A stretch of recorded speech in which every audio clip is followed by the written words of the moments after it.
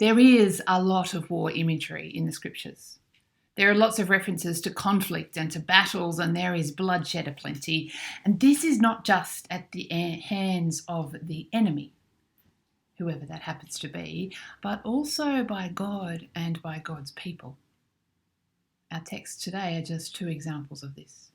Joshua is, of course, the most violent, particularly if we read beyond the small piece that I have selected for today, the bit we know better about Joshua and the Battle of Jericho. Because just in case you didn't know, after God destroys the city walls, which, by the way, were full of people's houses, so was an act in itself that would have violently killed many, the Israelites flooded into the city and they violently ransacked it, killing and burning everything, except the riches, which they gathered together and took for themselves. It's horrible, isn't it, if we look at it closely? And this is our sacred text. Ephesians is a little better, but it still uses the same militaristic imagery and even more confrontingly uses language about evil and the devil that in some ways places the audience against an assumed other, with Paul imploring the Christians of Ephesus to take a stand against these forces of evil by putting on the armour of God. So what do we do with these images? What do we do with these texts? Because I don't like them. And as a Christian who believes in a non-violent God, I don't agree with them. Sadly, we could do what, if we are honest, many who have declared themselves as doing the work of God have done in the past. We could use them to incite hatred and war. We could use them to set ourselves as God's people on one side and a named group of human enemies on the other side, or a cosmic enemy if we so choose, the devil, as many would name that enemy. We could do that. Or we could ignore them. We could forget they are there, pretend they're not. Or we could do something else. We could look more deeply at the texts and then remember and trust again in the non-violent God that we worship and ask ourselves why. You see, I get it. The scriptures do have images of a violent God, but that is not the God that I know. And it is not the God that I choose to worship. So if I truly believe that these texts are holy, I need to believe there is something more. Because regardless of what the texts say at first glance, that God, the one that destroys and violently kills and sets one group of people above another, is not the God I choose to worship, no matter what tradition and history would have me believe. So here is what I see when I take these texts and look at them through the God that I know and the God that I believe in and I put my faith in. When I look at the text from Joshua, I see horror. Destruction and horror and a world that I don't want to live in. I see a people who have forgotten the value of human life and who justify their action on God. These are the people that I think may have written this text, oppressed for many years under cruelty and violence, people who choose to act with retributive violence and destruction, not against those who have oppressed them, but simply against another who stands in their way. I see a chain of violence, a pattern of violence, whereby one incites violence against another, and if I am honest, I see a God who they believe works with them in this. And I don't agree, and I don't like it. But here is what I also see. I see something about a God who breaks down the walls that divides these two groups of humans, and a God who does this not with swords and weapons and death and destruction, but through words. A God who breaks down the walls with non-violent action and music.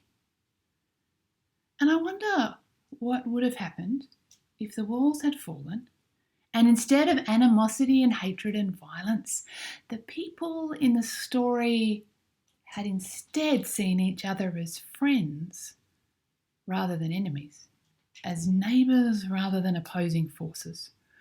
What if the city of Jericho had had no walls in the first place and the people there had seen the Israelites coming up over the mountain and welcomed them into the city?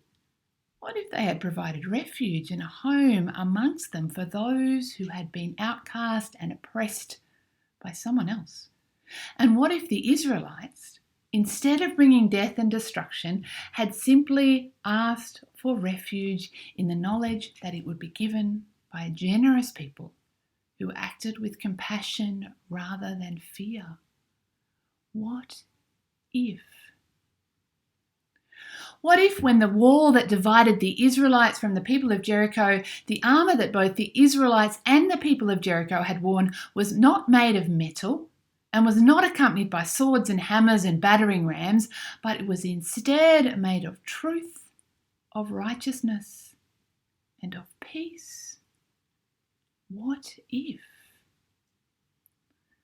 I think if this had been the case, then the walls that God took away would not have been necessary in the first place.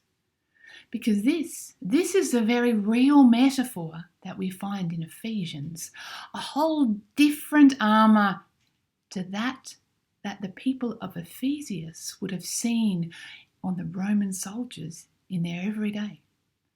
An armour not meant for a physical battle against one another, but a spiritual battle against the very human characteristics that all of us have, the shadow side of humanity that we all share.